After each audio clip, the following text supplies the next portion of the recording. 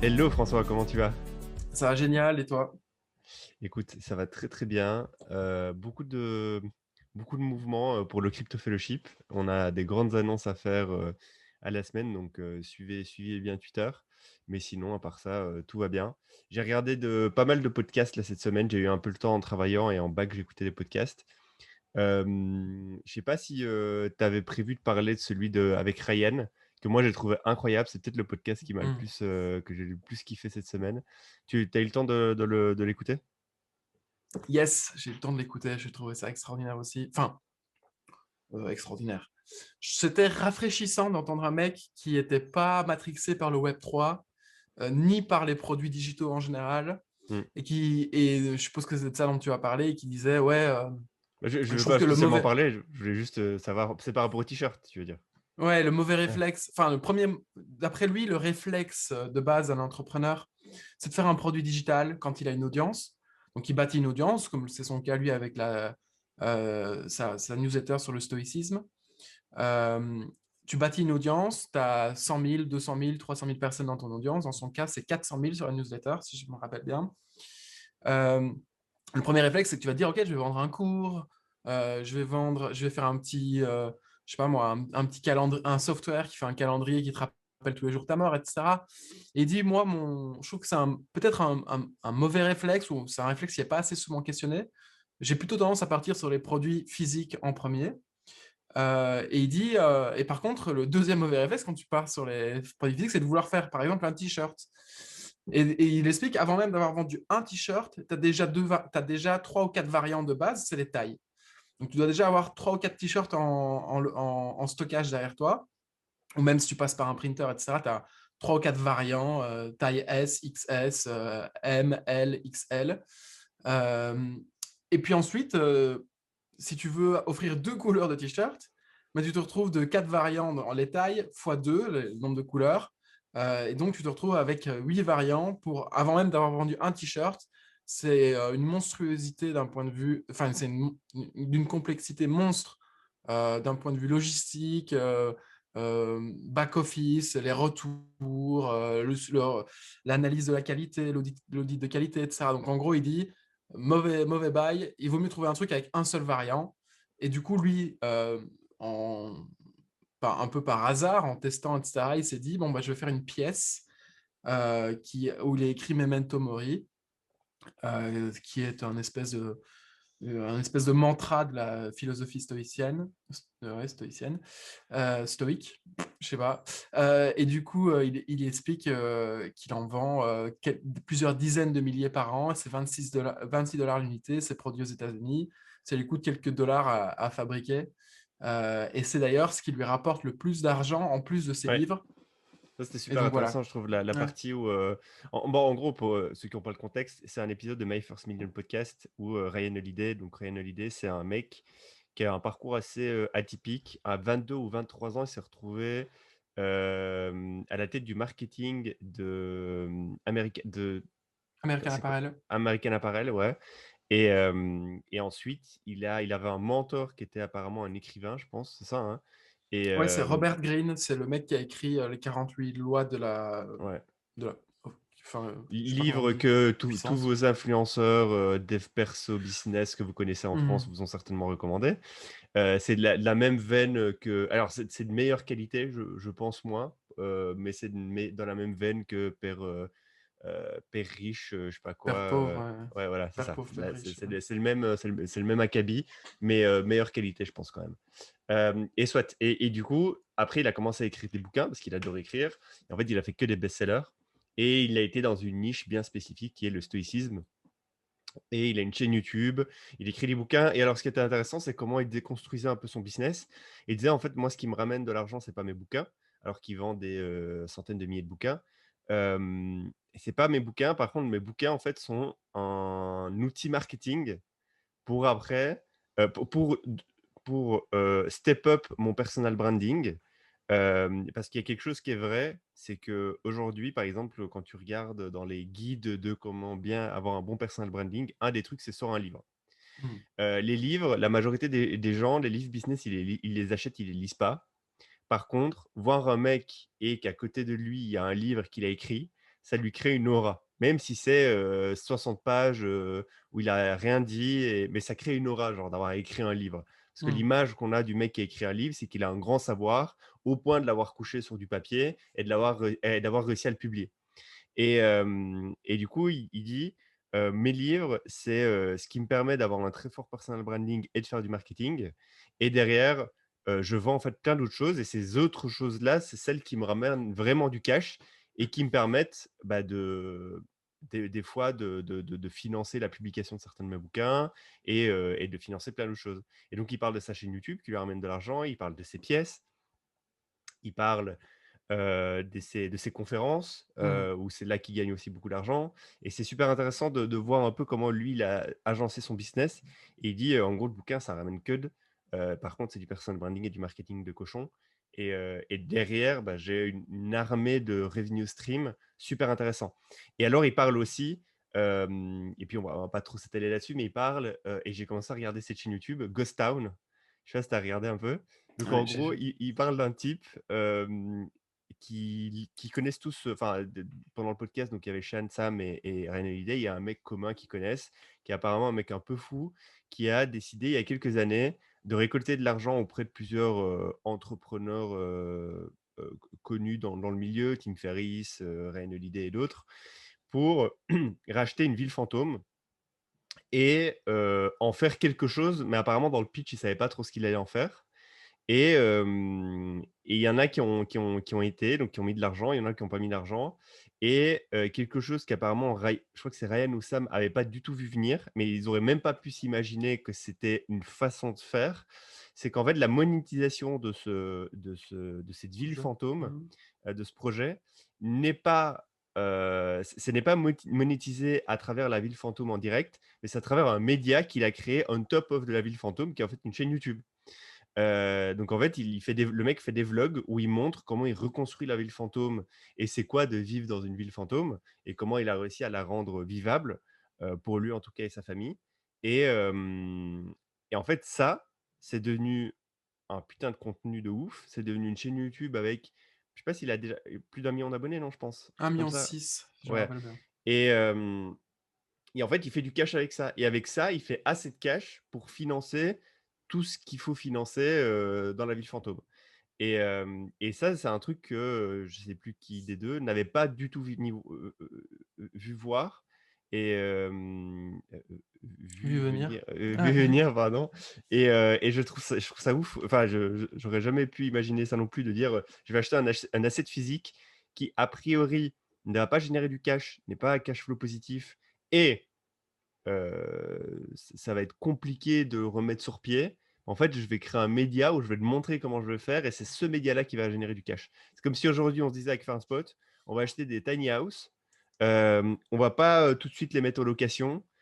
Comment on va faire les 6 premiers mois, la première année pour les financer? Enfin pour en tout cas, les rendre rentables. Bah, en fait, on va, créer une chaîne YouTube où on va montrer notre vie en train d'essayer de bâtir, de construire et de faire tourner des tiny house et c'est quoi de vivre dans une tiny house? Et en fait, c'est ce média-là qui générait du coup de l'argent pour financer, tout ça. C'est, très smart, mais juste, cet épisode, c'est à regarder, il y a plein d'angles de vue, que Ryan a et qui sont, que j'aime beaucoup, quoi. C'est, alors, et un autre point que, j'ai aimé par rapport à cette histoire de livre et de OK, comment tu crées du personal branding en écrivant des livres sur un sujet qui te passionne sincèrement du coup, hein, parce que sinon tu peux pas produire autant de contenu. C'était de noter que c'est lui qui écrit ses livres, hein. La plupart des mecs ont des Ghostwriter. ghostwriters, Ouais. derrière eux.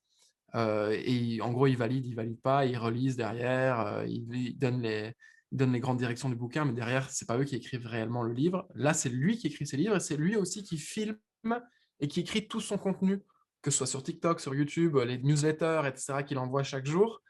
Donc, c'est assez. Le mec est toujours euh, vraiment deep dans son travail et il essaye pas forcément d'y échapper, d'optimiser son temps par rapport à ça.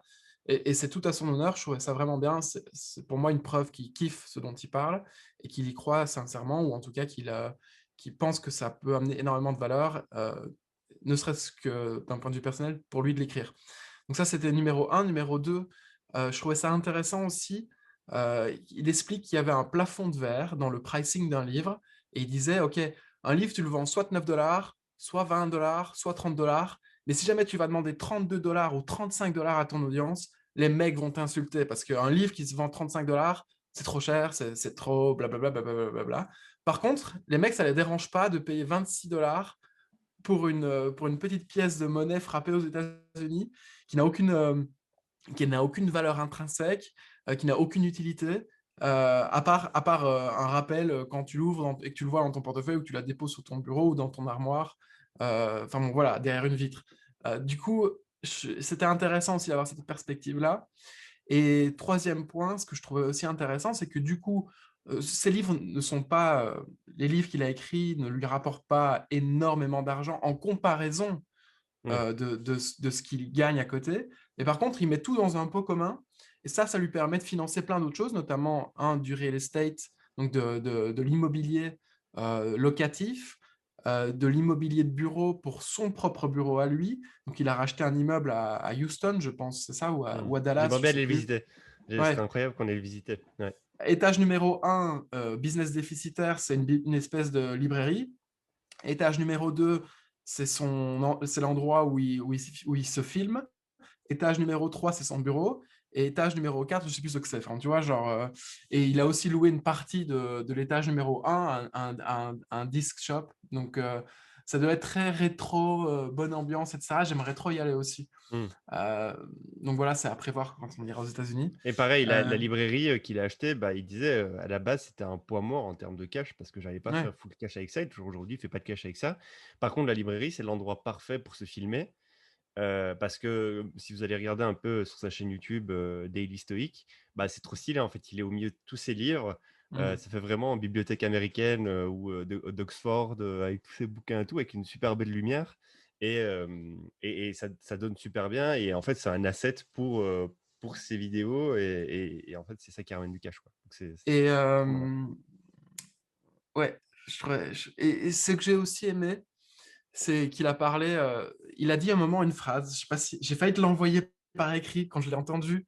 C'était un petit peu, comme il dit, c'est un petit peu mystique de dire ça comme ça, mais il dit tu ne Hmm. choisis pas la muse qui te visite. Ouais, Et ça, ouais, quand j'ai entendu ça, je me dis putain, c'est tellement vrai. ouais, Et il dit ça en contexte en mode, en gros, tu choisis pas si tu seras poète, si tu seras écrivain, si tu seras product manager ou si tu vas être entrepreneur, etc. Et donc, en fait, avec les cartes qu'on t'a données, avec la muse qui t'a visité, il faut faire les meilleurs choix possibles. Et je trouvais ça intéressant dans le contexte dans lequel il disait, etc. Hmm, Et hmm, pour hmm. terminer là-dessus, par rapport au Ghost Town, donc c'est des villages fantômes qui ont été abandonnés aux États-Unis. Je ne sais pas si tu sais, mais sur Facebook, j'ai rejoint des groupes d'éco-villages, etc., éco-hameaux, éco-quartiers, éco-colocation, etc., juste parce que ça m'intéressait de voir un peu la dimension business qui pouvait y avoir derrière ces groupes-là. Et en fait, c'est des groupes Facebook sur lesquels les mecs postent des villages abandonnés qui sont à racheter. Et eux, derrière leur projet à eux, en fait, c'est de le réhabiliter, d'en faire un éco-village, donc un truc un peu autonome, autonome en énergie, autonome en production alimentaire, etc. Et de réimaginer une nouvelle façon de s'organiser dans ces petits villages-là. Mais du coup, en fait, il faut tout rénover, il faut racheter. En général, tu as des aides d'État ou bien alors c'est vraiment, tu payes un prix symbolique en échange du réaménagement et de la repopulation du village. Hmm. Et donc, je pense que c'est une belle opportunité à creuser aussi pour nous ou pour l'audience d'ailleurs du podcast. C'est de trouver les petits villages abandonnés comme ça en France qui ne payent pas de mine, mais qui sont bien situés à proximité d'une gare TGV, etc., de les réaménager et d'en faire un projet un peu plus social, slash un projet de groupe, quoi, en fait. Alors, eux, ils transforment ça en éco-village, mais tu pourrais transformer ça en maker village, tu pourrais transformer ça je sais pas moi, en village hôtelier. Enfin, tu vois, Hmm, tu peux hmm, faire hmm. plein de choses assez intéressantes. Et tout ça, ça se passe sur un groupe Facebook, du coup. Probablement qu'il y a moyen d'améliorer l'expérience ou de créer des groupes Facebook focus sur d'autres verticales autour de ces villages abandonnés. Hmm. Euh, Ça, c'était numéro un. Et numéro 2, ça c'est du coup une petite excursion de ma part parce que je suis sur Facebook là et je regarde les groupes dans lesquels je suis. Je suis sur des groupes, mec, je suis sûr que toi aussi tu es sur des groupes un peu bizarres. Je suis sur des groupes là où en gros c'est des hitchhikers de mer. C'était pas un sujet que j'ai préparé ni rien, tu vois, mais je trouve ça intéressant de dire que sur Facebook, il y a encore pas mal d'infos à aller chercher, un peu comme quand vous avez des idées de business, quand vous cherchez des idées de business, etc. C'est cool d'aller sur Reddit et de voir les sujets qui sont en tendance et de lire les discussions des gens.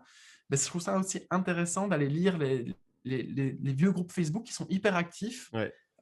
et qui ont peut-être des besoins, des manques à combler, Il y a des peut-être groupes avec du Facebook software et sur, ça. il y a des groupes Facebook sur toutes les niches possibles et Voilà, inimaginables. c'est ça. Et effectivement, sur ces groupes Facebook, en fait, vous avez un pool de gens qui ont des problèmes.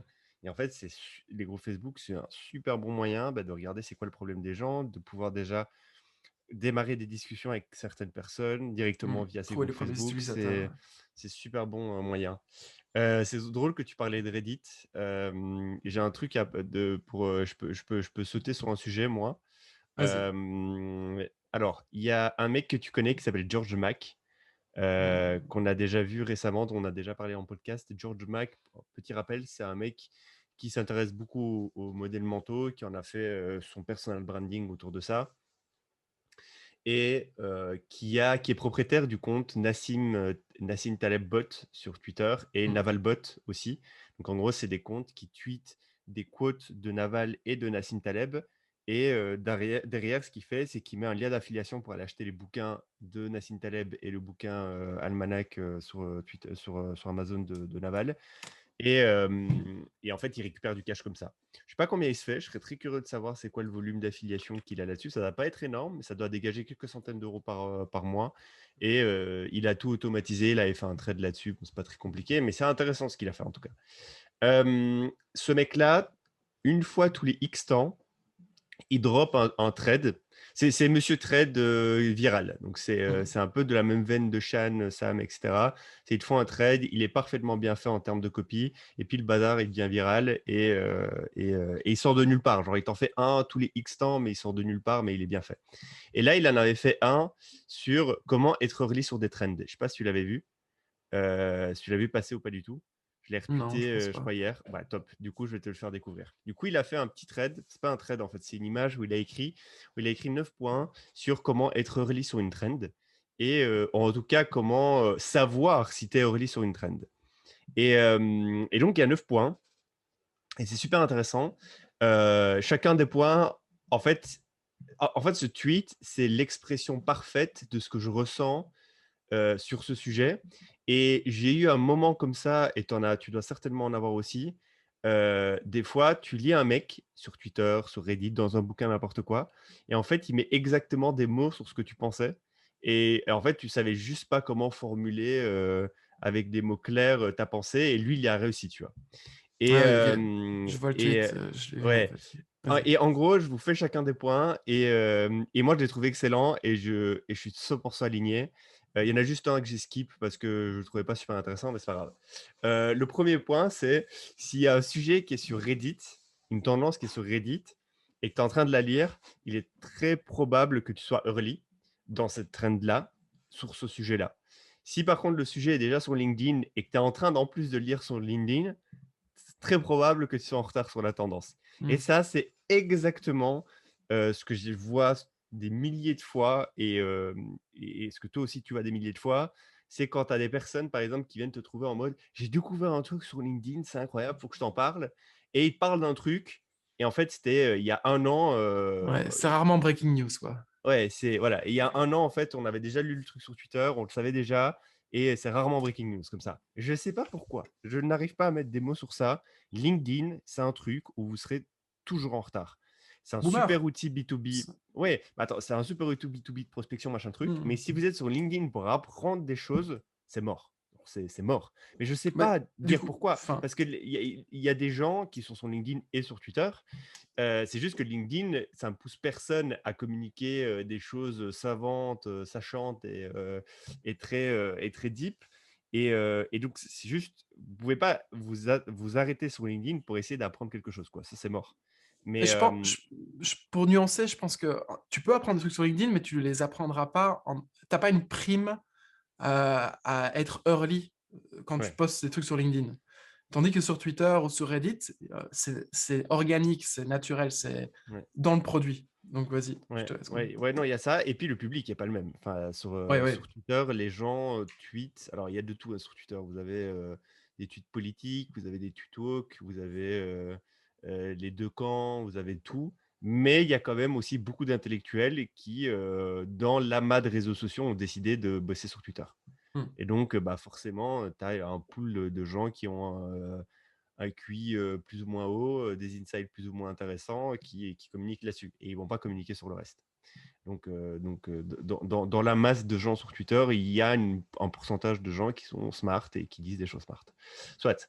Deuxième truc, c'est si tu as plus de 25 ans, alors 25, on peut arrondir, hein, on peut dire 27, 28, 29 pour nous. Euh, mais non, en fait, c'est vraiment vrai. Genre, je pense 25, même avant, c'est le breaking point. Si tu as plus de 25 ans, démarre du principe que ta première réaction sur un sujet, sur une tendance, est faux. Et en gros, c'est juste pour dire qu'à un moment donné, tu passes un prisme dans la vie où ce prisme, il te fait plus voir la réalité comme, ou en tout cas, il te fait plus remarquer des choses comme tu pourrais le remarquer un peu plus jeune. Et donc, ce qu'il faut que tu dises, c'est que toutes, toutes tes réactions post 25 ans sur une tendance, elles sont biaisées, il y a quelque chose, peut-être tu deviens un peu vieux et un peu gronchon, peu Hmm. importe, mais regarde-le d'un deuxième œil et ne t'arrête pas à ta première réaction. Pareil, je pense que c'est très vrai. Il y a un tas de choses où même maintenant, je me sens largué et il y a des sujets sur lesquels je me dis: «Mais qu'est-ce que c'est que ce truc?» Et malgré le fait que je suis très curieux et très ouvert d'esprit, des fois, j'ai besoin de revoir le sujet plusieurs fois et de me dire, «Est-ce que c'est un truc de gamin, juste hystérique ou en fait c'est un vrai truc, intéressant sur lequel je devrais me concentrer?» Le troisième point, il est super intéressant et ça, c'est une erreur de logique et une erreur de réflexion que les gens ont en permanence. Et moi, je peux l'avoir et il faut vraiment faire gaffe à ça. Alors, c'est pas spécialement ce que je vais dire, mais c'est la mécanique de réflexion autour de ce que je viens de dire. C'est souvent on dit si on te moque, si tu es moqué par rapport à une idée, ça veut dire que ton idée est assez folle pour être révolutionnaire, machin truc. C'est un truc qu'on entend souvent dans le monde de l'entrepreneuriat. En fait, ça, il faut faire attention dans la mécanique dans laquelle vous réfléchissez par rapport à ce principe-là. Et là, il le dit très bien. Il dit si tu es moqué pour quelque chose que tu fais, ça ne veut pas spécialement dire que ce que tu fais ou ce que tu penses, c'est le futur. Par contre, si tu es pas moqué, c'est certainement pas le futur. Hmm. Et tu vois la logique, la condition, donc si tu es pas moqué, c'est que c'est certainement, le futur. Hem, non, si tu es pas moqué, c'est que, tu pas dans le futur. Par contre, si tu es moqué, c'est pas une condition sine qua non que, en fait, tu es dans le futur. Tu peux être Hmm. moqué pour n'importe quoi. C'est-à-dire que tu peux penser, tu peux être en train de créer la prochaine fusée qui va révolutionner SpaceX et on te moque de toi et en fait, tu es vraiment en train de créer le futur. Mais tu peux aussi te mettre une GRL autour de ta tête et penser que c'est comme ça que tu vas aller dans l'espace. Bah, on va se moquer de toi, mais tu pas forcément dans le futur. Hmm. Donc, il faut toujours faire attention. Parce qu'en fait, il y a des gens, des fois, qui font des trucs qui ont vraiment aucun sens, qui sont pris, ils prennent vraiment le mauvais chemin et en fait, ça va aboutir à rien. Mais ils disent, mais vu qu'on se moque de moi pour ça, ça veut dire que je suis dans le futur. Non, non, non, Hmm. c'est pas une condition. Euh, euh, un autre point, je vais accélérer un peu. Les sujets mainstream, alors ça rejoint le point 1, les sujets mainstream sont en général méméisés, donc sous forme de mèmes, sur Twitter, sur 4chan, sur Reddit, 6 mois à l'avance, 8 mois à l'avance. Pareil que le premier sujet, Mhm. enfin, qui est le premier point. Un autre truc, c'est changer de géographie. Et ça, c'est intéressant. Le futur n'est pas équitablement distribué dans le monde. Si vous prenez un vol de 6 heures, il est possible que vous atterrissiez quelque part dans le monde où vous êtes 6 ans en avance. Mmh. C'est typiquement les États-Unis et typiquement, certaines régions des États-Unis. Heu, c'est compliqué de changer de géographie physiquement, c'est pas grave, bougez digitalement. Donc ça veut dire traîner autre part. Si vous êtes toujours dans votre groupe Facebook ou dans votre groupe WhatsApp avec vos 4 copains qui sont un peu à la ramasse, c'est pas grave, bougez, allez autre part et allez lire des choses autre part. Et allez parler avec d'autres personnes. C'est ça en fait de bouger digitalement. Hem, hem, Pareil, si tu attends d'apprendre des choses dans les news, tu es soit en retard, soit totalement dans le faux. Bon, ça c'est le point traditionnel. Quelque chose là, c'est un point super important, on me l'a répété récemment et c'est tellement vrai, je trouve. Si de votre entourage, après il faut voir si vous savez juger votre entourage. Ça, c'est un autre sujet. Bon, démarrons du postulat que vous savez juger votre entourage. Si dans votre entourage, vous avez un pote intelligent qui vous parle de quelque chose, d'une tendance, d'un sujet, d'une idée, n'attendez pas du tout d'essayer de comprendre le sujet qu'il est en train de vous exposer pour déjà parier dessus. Et en gros, le sous-jacent de ça, c'est de dire, si vous attendez que la société vous éduque sur un sujet, vous serez toujours en retard. Donc ça veut dire quoi? C'est-à-dire que vous pouvez pas vous permettre d'attendre de comprendre les choses à 100% avant de prendre des paris dessus. Et je pense qu'on est l'exemple type, avec la crypto. On peut pas se permettre de dire: «Je vais tout comprendre sur tous les sujets» avant de commencer à prendre des paris sur certains sujets. Et du coup, comment tu fais? Bah, tu dis: «Dans mon réseau, je dois avoir des gens très intelligents, que en tout cas j'estime intelligents et eux, bah, ils creusent plus certains sujets, ils sont plus au courant de certains sujets et s'ils m'en parlent, je ne dois pas attendre de comprendre à 100 ce sujet-là pour me dire: "Je vais passer un peu de temps dessus" ou «Je vais même investir dessus» ou juste, «Je vais essayer de m'intéresser au sujet». Et il y a quelqu'un récemment qui m'a dit un truc. Donc, en gros, il y a 2 personnes qui se parlent entre elles, que je connais toutes les 2. Et il y a une des personnes qui me dit, qui nous dit: «Oui, vous savez, il faut absolument investir sur ce truc». Enfin, elle nous a pas dit: «Il faut absolument investir». Elle dit: «Il y a un truc là, honnêtement, je pense que c'est le next big thing. Si vous voulez investir dessus, ce serait intéressant de jeter un œil».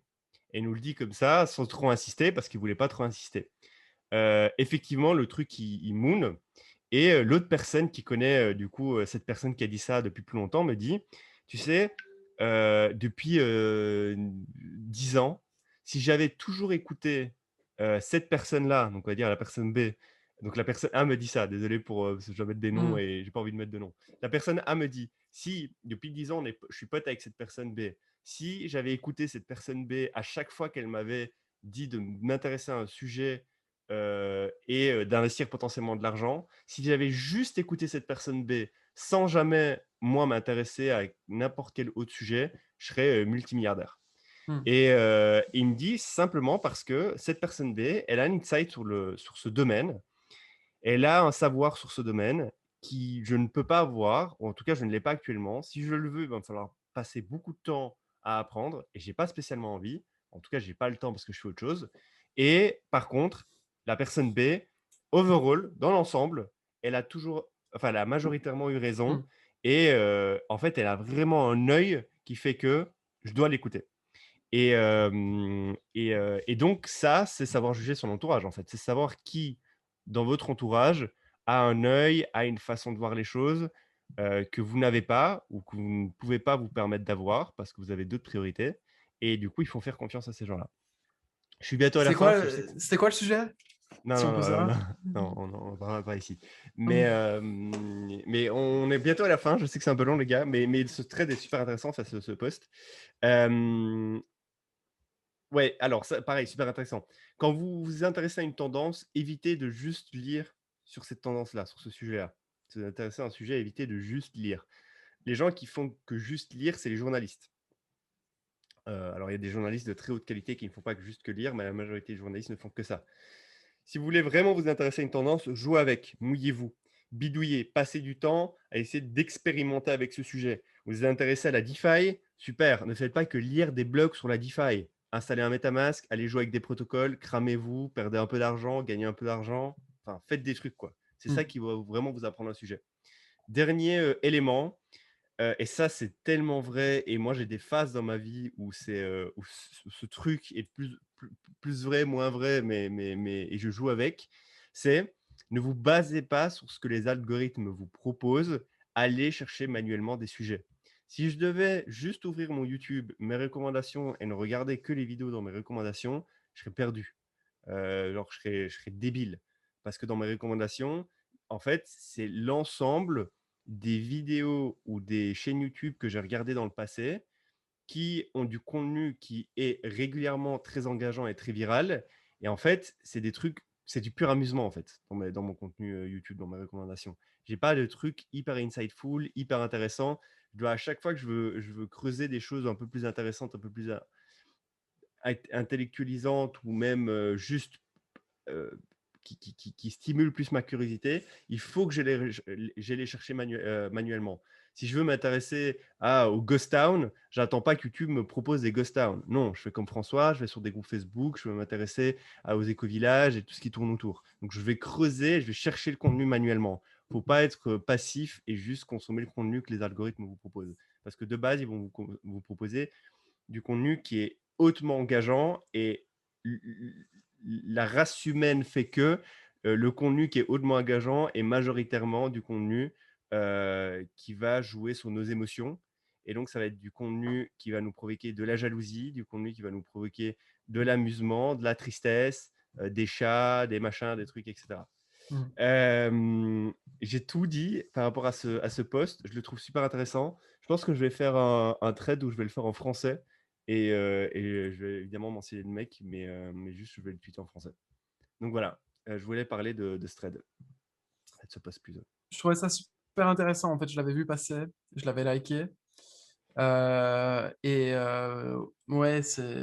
le type est très très fort. Et j'ai remarqué qu'il y a une nouvelle tendance. Je me trompe peut-être, hein, mais j'ai l'impression qu'aujourd'hui, et là je parle juste de comment utiliser Twitter et comment faire en sorte de devenir viral sur Twitter, c'est que les threads fonctionnent encore super bien, hein, bien sûr, mais j'ai l'impression que je vois de plus en plus souvent passer des mecs qui font des screenshots de notes qu'ils ont. Là, c'est le cas aujourd'hui. Enfin, c'est un screenshot d'une note ou d'un design, etc., une photo en l'occurrence. Ils listent des points comme un thread et juste la photo est beaucoup plus partagée parce que tout est sur tout le thread est sur une seule et unique photo.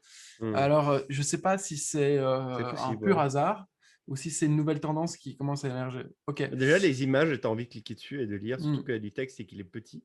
Tu as envie de cliquer dessus pour l'avoir en full et le lire. Donc déjà là, il y a une espèce de Ouais, clickbait. Et, ouais. et L'algo après, repère que c'est un truc qui intéresse les s'il est gens. C'est bien. vraiment intéressant, après, les gens vont tweet, quoi. Mais ouais. Ok. Euh, cool. C'est super intéressant. Tu veux Ouais, enchaîner? Vas-y. ouais, j'enchaîne. Et du coup, là, vu que tu m'as envoyé sur ton profil, j'ai regardé, je vois que tu as tweeté, enfin, tu as demandé des feedbacks par rapport au truc dont je vais parler. Donc, un peu de contexte. Je vais parler d'un produit qui a été lancé auprès, grâce, via une DAO. Et cette DAO, c'est Orange DAO. Je ne sais pas si vous en avez entendu parler. Je ne sais pas si toi, je suppose que tu en as Non. entendu parler. Non, je n'avais pas Orange entendu. DAO, c'est des alumni de YC qui s'entraident entre eux pour move vers le Web 3. Donc, en gros, ils ont fait des boîtes dans le Web 2 ou ils ont des boîtes dans le Web 2 et ils ont été pris chez YC et ils veulent faire un move vers le Web 3 et ils se rassemblent tous dans une DAO qui s'appelle Orange DAO qui leur permet en gros de s'entraider. Alors, il y a des ressources, il y a des fonds à disposition, il y a les premiers utilisateurs, il y a des feedbacks, il y a tout ça au sein de cette espèce de syndicat qui est un peu mixte dans le sens où ils mettent de l'argent dans les boîtes, ils aident les gens à rentrer chez YC s'ils n'ont jamais été chez YC. Donc, il y a un process d'apply aussi pour arriver sur Orange DAO qui permet après aux gens qui ont été recrutés d'avoir plus de chances d'être pris chez YC après pour de vrai. Et en plus de ça, il y a ce côté communauté de builders qui s'entraident et qui se partagent les ressources. Il y a un token il y a un token de gouvernance dans cette DAO. Il y a des comités en fonction des différents départements, etc. Et ils ont tout mis sur un Notion qui est hyper détaillé, où en gros, ils expliquent exactement ce qu'ils font, comment ils le font, pourquoi ils le font. Et donc, en fait, l'objectif de cette DAO, en fait, c'est aider tous les gars qui sont des alumni YC et qui veulent build dans le Web3 à réussir leur passage Web3. c'est token gated, donc en gros, il faut avoir été pris chez YC ou être en process chez YC pour Hmm. pouvoir rentrer, ou bien alors être en mode ok, d'accord, je veux rentrer, j'ai une boîte Web3 et si je suis accepté chez OrangeDAO, après je vais postuler chez YC. Hmm. Et donc, je trouvais ça super intéressant. Il y a 1000 founders qui ont rejoint cette DAO, donc ils sont déjà plus de 1000 alumni à faire un bet là-dessus.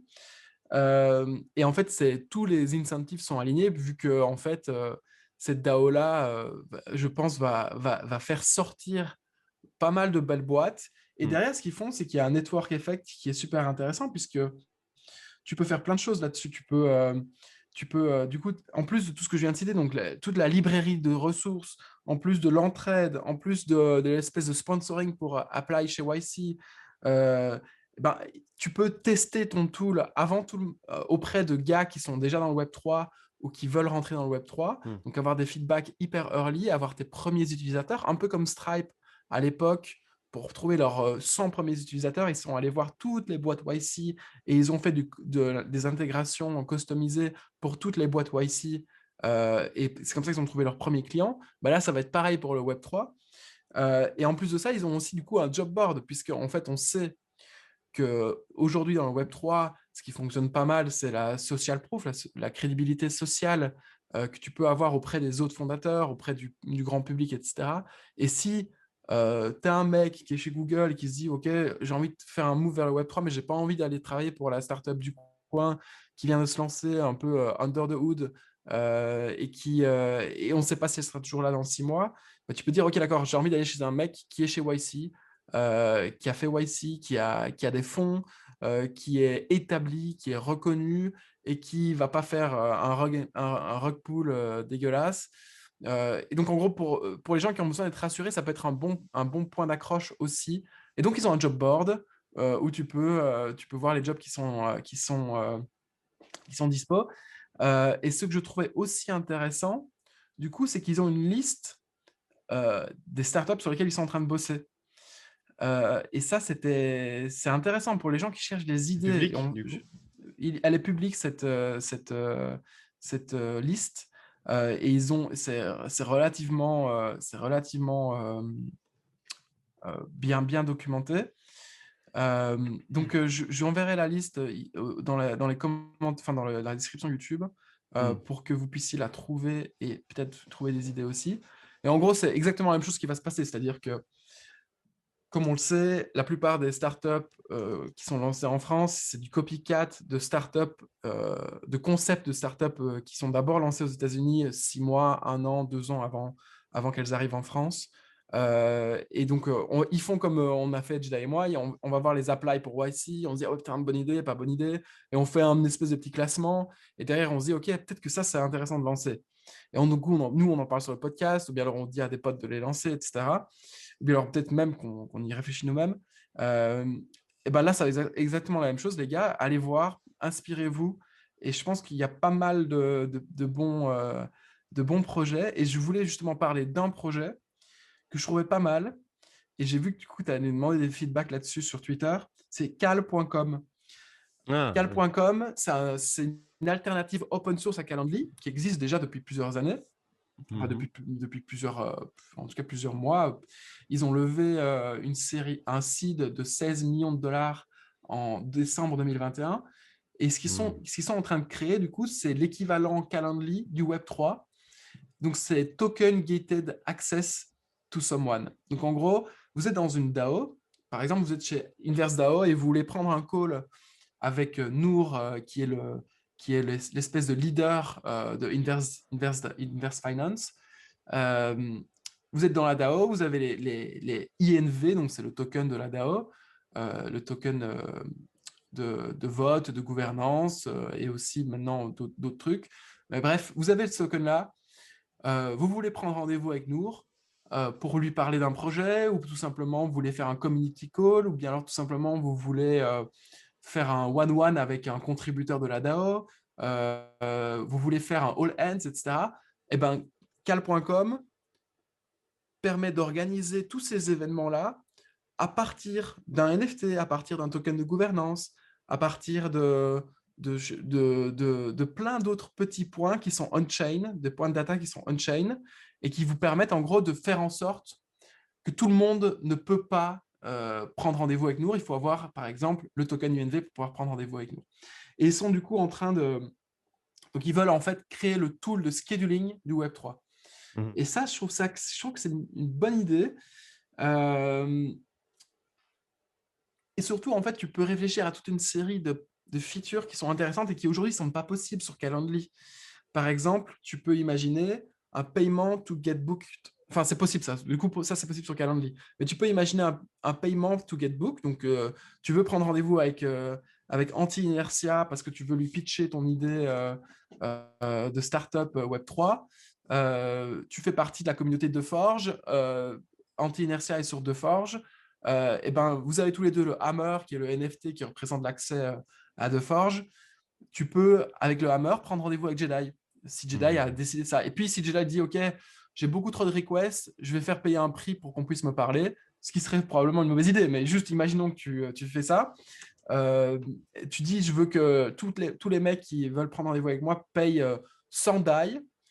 Et ben, du coup, tu peux mettre un coût d'accès à ton Calendly, enfin à ton cal.com pour le coup, et faire payer les gens qui veulent prendre rendez-vous avec toi. Et si tu n'as pas envie de faire ça, une autre feature intéressante, c'est le no-show penalty. Donc, en gros, une pénalité pour les gens qui prennent rendez-vous avec toi, mais qui ne se pointent pas au rendez-vous. Ce qui est peut-être d'ailleurs plus intéressant que la première option. C'est, tu dis, OK, je veux que les gens déposent 100 DAI. Si jamais ils ne se pointent pas au rendez-vous, les 100 DAI, ils sont redirigés vers moi ou vers une association caritative ou vers X ou Y portfolio. Et ça, je trouve ça intéressant. Je ne sais pas ce que tu en penses. Je ne sais pas si tu as eu des retours intéressants sur ton trade. C'est juste que en fait, j'ai besoin d'utiliser Calendly avec plusieurs calendars et du coup, il y a plein de gens dans la fellowship qui me parlaient de Cal et j'ai vu en fait le founder de Cal qui s'appelle Peter. Je crois qu'avant, il bossait chez OnDeck et c'est un mec qui... Ouais, OnDeck utilise Cal, je sais.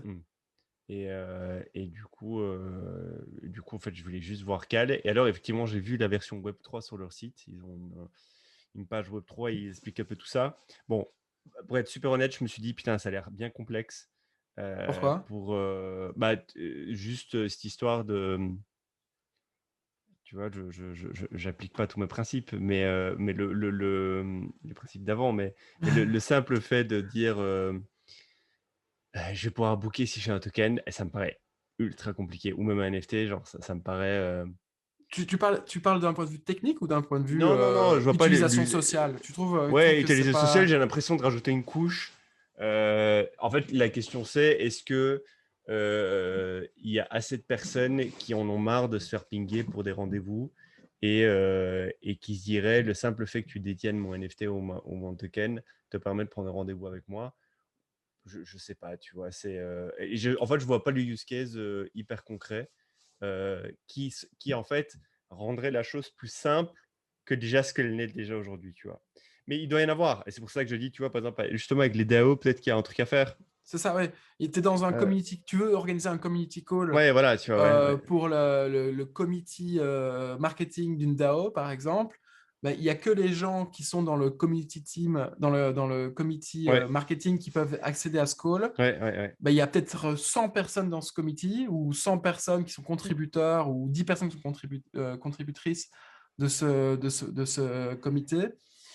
Le lien est partagé à tout le monde. Tu n'as pas envie que les 100 contributeurs du design viennent. Pourquoi pas, tu vois, j'en sais rien. Tu peux imaginer des situations dans une DAO où tu as envie de pouvoir segmenter. Ou bien alors imaginons une DAO d'un NFT où il y a 40 000 personnes, dont 30 000 Indiens qui sont sur la DAO. Tu veux faire un community call qui est productif et où il n'y a pas trop de chahut. Ben, tu peux imaginer qu'il n'y a que les gens qui ont vraiment ce NFT-là, hein, qui ont du coup vraiment fait l'investissement, pas les haters, pas les trucs, pas les mecs qui FUD, etc., qui participent au call. Moi, je vois pas mal de cas. Pour les DAO, ouais. Oui, du coup, là, c'est pour les DAO qui ont l'air de se lancer. Et puis, ils ont quand même cal.com, c'est quand même un outil open source qui est déjà utilisé, du coup, par exemple, chez OnDeck, etc. Peu importe si tu as un token ou pas. Oui, parce que moi, par exemple, je pense que je vais l'utiliser pour, tu vois, pas en mode classique, en mode tradi. Ouais. Non, c'est intéressant. Et d'ailleurs, pour terminer là-dessus, merde, je sais plus ce que je voulais dire. Bon, bref, Pas ah oui, ce que je voulais dire, c'est que cette histoire de ça rajoute une surcouche, j'ai tendance aussi à penser ça souvent quand je regarde n'importe quel projet crypto, tu vois. Donc, Ouais, mais en fait, le réflexe se rajoute une surcouche, c'est parce que pour nous, il y a une couche déjà. C'est-à-dire, il y a un layer de base. Ça rajoute pas une surcouche, parce qu'en fait, quand si tu réfléchis au principe, ça ne rajoute pas une surcouche si la génération qui l'utilise n'a pas les mêmes bases que nous. Je m'explique. C'est débile ce que je veux dire, mais tu vois, dans la Flowship, quand je vais organiser un call avec tout le monde, c'est très simple. Demain, dans une semaine, on annoncera des choses et tu vas voir qu'on va être un paquet de monde à devoir organiser des calls. C'est très simple. Ce que je fais, c'est que c'est 10 emails, un calendar, un Gmail, j'ai les adresses email de tout le monde et je fais en sorte que tout se plug bien pour que tout le monde ait son bon rendez-vous, machin truc, machin truc.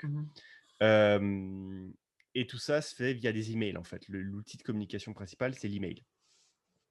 Les deux outils que j'utilise, c'est Gmail et Calendar, tu vois. Imagine, en fait, demain, quand tu rentres dans une communauté comme la Crypto Fellowship, en fait, tu reçois d'office un NFT. Et en fait, c'est évident que tu reçois un NFT, c'est genre ton outil d'accès. Et tu as NFT première cohorte, deuxième cohorte, troisième cohorte, quatrième cohorte. Et moi, je crée des événements avec un Calendly ou un call like, et Calendly like ou call. Et je dis, il n'y a que la saison 2 de X qui peut accéder aux événements de tel calendar, tu vois. Du coup, il n'y a même plus d'email à rentrer, tu vois. Il y a même plus une notion d'email, il n'y a qu'une notion de est-ce que tu es propriétaire de l'accès à ou est-ce que tu n'es pas propriétaire de l'accès à, tu vois. Et en fait, il y a plein de problèmes avec l'email. Il y a plein de problèmes. Tu peux faire un mismatch, enfin, tu peux mal écrire l'email. La personne peut le recevoir de les indésirables. Ça arrive, des fois, des gens sont invités à des événements. En fait, l'invitation, elle est finie dans ces indésirables. Du coup, elle ne se pointe pas à l'événement. Du coup, ça fait chier tout le monde. Enfin, il y a plein de problématiques qui arrivent. Moi, in fine, la solution Web 2 traditionnelle, je la trouve simple. Mais demain, quand tu auras une génération de gens qui, en fait, auront été onboardés directement dans la solution Wallet NFT, accès à un outil via mon NFT, en fait, pour eux, notre solution à nous, elle est has-been et la nôtre, elle est 1000 fois plus compliquée, tu vois. C'est juste que ce que je veux dire, tout ça pour dire une chose, c'est qu'aujourd'hui, on travaille avec des outils qu'on trouve, nous, simples, ou en tout cas, Legacy, ouais. on fait avec. Et en fait, rajouter des trucs avec des wallets et tout, ça nous paraît compliqué et ça nous paraît de rajouter une couche. Mais je pense qu'il y a une génération qui est en train de se créer qui, elle, démarrera avec cette V2 des outils. Et en fait, c'est notre version V1 qui, en fait, est nulle, lente et voilà, tu vois. Donc, voilà tout ce que j'ai à dire. Oui, après, si on est 100% sceptique par esprit de contradiction, etc., en effet, je pense quand même qu'il y a quand même... j'aurais tendance quand même à penser que malgré tout, on réinvente la roue beaucoup, beaucoup, beaucoup en Web3, mais que ça fait partie du process d'innovation, c'est-à-dire que Ouais, en plus. Ouais. je pense que pour inventer une nouvelle roue, il faut d'abord copier l'ancienne, Mm, mm, peut-être mm. qu'il faut la modifier, Ouais. et puis on va la faire carrée, et ça ne marchera pas, ça roulera moins bien, et puis tu vas la faire ovale, tu vas te dire non, ça ne fonctionne pas, tu vas te rendre compte qu'il faut que la roue elle soit quand même ronde, Ouais. et tu vas réimaginer ça, c'est juste que le point d'entrée est différent. Aujourd'hui, le point d'entrée, c'est les emails. Dans le cas dans ton cas, c'est les emails.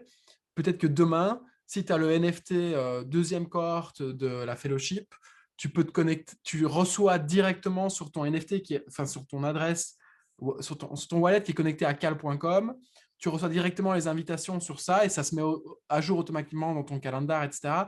Et toi, tu pousses juste ces invitations à OK, catégorie, Ouais, c'est un ça. peu comme catégorie deuxième cohorte fellowship. Comme tu Voilà. pourrais le faire avec ton adresse mail, parce que ton adresse mail, tu peux créer des listes. C'est ce que je veux faire d'ailleurs. Tu vois, il y a la liste première cohorte, deuxième cohorte.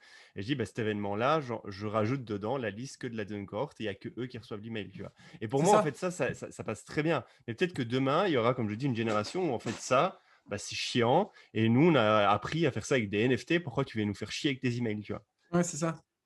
On a appris à faire ça avec. Ouais, ça c'est intéressant. Et du coup, point numéro 2 de Jedi, il faut se méfier, enfin de George Mac, répété par Jedi.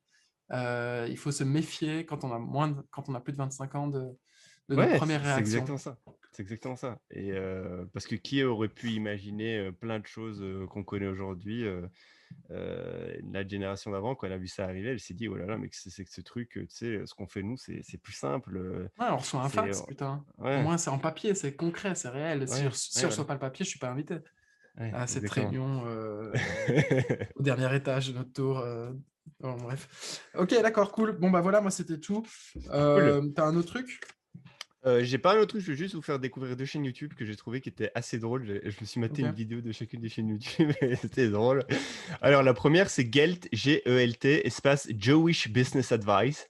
C'est une chaîne YouTube où il y a que des juifs qui donnent des business advice. Elle est géniale. Elle est géniale, cette chaîne YouTube. Et c'est une petite chaîne YouTube, vous irez voir. Donc, c'est Gelt, G-E-L-T, G-E-L-T, espace Jewish Business Advice. Et en fait, c'est des juifs qui interviewent d'autres juifs qui ont fait des business et qui, du coup, se donnent des business advice entre eux. C'est génial. C'est vraiment, vous irez lire, enfin, regardez le truc, c'est très drôle comment ils ont réussi à verticaliser sur la communauté juive. C'est vraiment très, très bien fait. Et il y a des putains de vrais business advice de qualité, quoi. Et deuxième chaîne YouTube que j'ai découvert, c'est alors, comment j'ai découvert ça? C'est parce que j'ai essayé de trouver et j'ai quelques idées pour les prochains podcasts, des business tradi type, enfin tradi, non, des side hustle business que tu peux faire tout seul et qui sont dans le monde physique, type vending machine, genre de choses, genre les machines des distributeurs, business de distributeurs, etc. Et donc, je suis tombé sur une chaîne YouTube qui s'appelle Pocket Value Podcast. Et en gros, Pocket Value Podcast, c'est un podcast qui prend, qui interview et qui donne des tips pour toutes ces personnes qui adorent les business tradis comme vending machine, etc. Et qui n'ont pas forcément soit les compétences, soit l'envie, soit la motivation pour en fait faire plutôt des business Web 2 traditionnels. Et du coup, qui ont envie de faire des business où ils doivent travailler quand même quelques heures par semaine, où ils doivent se déplacer, ils doivent prendre un vélo, ils doivent prendre une camionnette, une voiture, enfin tous ces business-là, et faire quelque chose d'opérationnel, parler avec des gens dans un magasin, enfin faire des vrais trucs, mais quand même bien gagner leur vie. Et donc les vending machines, c'est un exemple. Vending machine, en fait, je réfléchissais au business de vending machine et j'étais en train de me dire, en fait, les unités économiques d'une vending machine, ça a l'air assez intéressant. Et je me dis, tiens, si demain je devais lancer un business de vending machine, et donc j'étais en train de regarder certaines vidéos, j'étais en train de me dire, oui, ok, il faut faire ça, ça, ça, ça. Et puis je me disais, putain, est-ce que je me vois me saper, prendre ma petite voiture, ou alors aller louer une petite camionnette et aller faire le tour des business pour savoir si je peux installer des homes, par exemple, de vieux ou n'importe quoi, et aller savoir si je peux installer une vending machine chez eux pour, in fine, si j'ai un bon business, générer 50K par mois, tu vois. Et avec des marges genre de 50%, tu vois. Est-ce que je serais prêt à faire tout ça pour ça, tu vois? Je me suis dit non. Et donc, moi, je suis typiquement le mauvais client, tu vois. C'est-à-dire que ça m'excite de regarder les vidéos et de savoir comment les mecs font. Et je me dis, putain, ce serait génial d'avoir genre 30 vending machines dans Paris, de les gérer, etc. Et en vrai, non. Genre, ça m'excite pas du tout. Par contre, je connais des gens, ça les excite à mort, ce genre de business. Et, et du coup, c'est fait pour ces gens-là. Alors, je sais pas qu'est-ce qui nous différencie, mais en tout cas, cette chaîne YouTube, elle est trop bien. C'est Pocket Value Podcast. C'est un podcast de base, c'est un peu comme nous, donc c'est un podcast et ils ont une chaîne YouTube où ils publient certains épisodes là-dessus et certains cuts. Et, et vraiment, si vous cherchez des petits side business cool, physiques, qui vous permettent de gagner de la thune, allez voir quoi. Et si vous n'avez pas envie de faire comme tout le monde et de faire du DAO tooling, vu que c'est Ouais. exactement là. Si vous voulez pas faire le Trello du Web3, faites des vending machines, c'est intéressant. Mais tu vois, il y a vending machine, il y a livreur de de matériel médical et de médicaments pour les pharmacies. Ouais, Euh, je vois. il- La chaîne est un petit peu. Attends, je te ferai le commentaire en privé. oui, Du oui, j'ai coup, compris. Mais ouais. qu'est-ce que je voulais te dire et sur quoi est-ce que je voulais conclure par rapport à ça? Ah oui, vending machine, on en avait parlé. Il y a un mec qui était avec nous au week-end, qui nous a parlé d'un type qu'il a rencontré. Donc attention au téléphone arabe, etc. Mais en gros, c'est un type qui a des dizaines et des dizaines de machines de vente de pain automatisées. Ouais, ouais.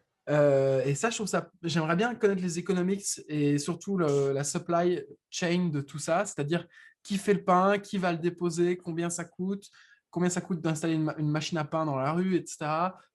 Quel type de personnes achètent, Mm. dans quelle zone est-ce qu'il faut les installer. Et je suis sûr, en fait, tu vas sur Google Maps, tu vas sur Phantom Buster, tu prends le scrapper Google Maps Business, tu regardes tous les endroits où il y a des où il y a des boulangeries, tu les filtres out et tu fais ressortir tous les endroits où il n'y a pas de boulangerie, d'après Google Maps en tout cas, et tu regardes, tu croises ça avec la donnée de population, de densité de population. Bah, en fait, là, tu as une data extraordinaire, juste pour savoir Mm. où est-ce que tu dois installer des machines à pain, Mm, où mm, est-ce mm. que tu dois installer, où est-ce que tu peux démarrer une boulangerie, etc. Donc, ce business de vending machine, ça peut être, par exemple, de machine à pain, je trouve que ça peut être intéressant. C'est le genre de truc, en effet, j'ai du mal à m'imaginer y Ouais. aller avec mon petit bleu de travail, mais ça va être intéressant. Et en ce moment, en plus, moi, j'ai une petite phase où j'ai envie de trucs concrets, donc à creuser, à creuser. Ouais. J'ai un autre truc concret auquel il faudrait que je parle une fois, c'est les pizzerias. Ouais. Euh, j'ai trouvé récemment un breakdown de combien une pizzeria gagne, et un vrai breakdown, genre réaliste, genre, qui existe dans la vraie vie. C'est incroyable. Ça, on en parle une autre fois. Bon, je te laisse du coup, c'était cool. Sauf si tu as encore des choses à dire. Non, ça va, je garde pour la prochaine fois. Trop bien. Bah écoute, épisode 62, c'était un plaisir. Lâchez un commentaire sur YouTube, 5 étoiles sur Apple Podcast, la petite cloche sur Spotify et on se voit la fois prochaine. Ouais, allez, Ciao, bonne ciao. journée à toi. Ciao.